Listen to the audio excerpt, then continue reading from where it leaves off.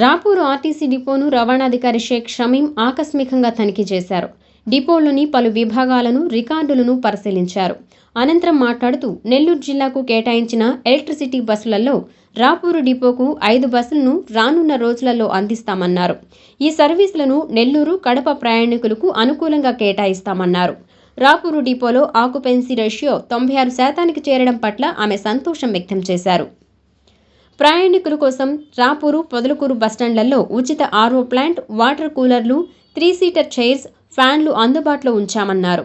Rapur depot zero breakdown సాధిస్తూ బస్సుల రాకపోకలలో 100% సమయపాలన పాటిస్తుందని సిబ్బందిని అభినందించారు.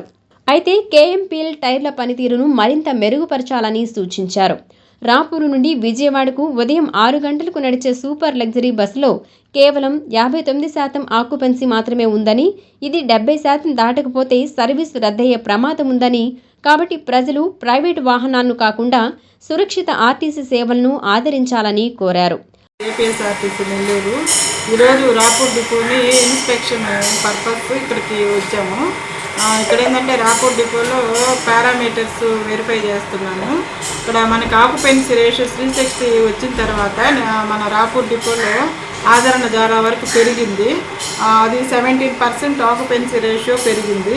గతంలో 73 ఉండేది, ఇప్పుడు అది 96 వరకు, అంటే గ్రోత్ రేట్ బాగానే వచ్చింది. 17% వరకు గ్రోత్ రేట్ వస్తుంది.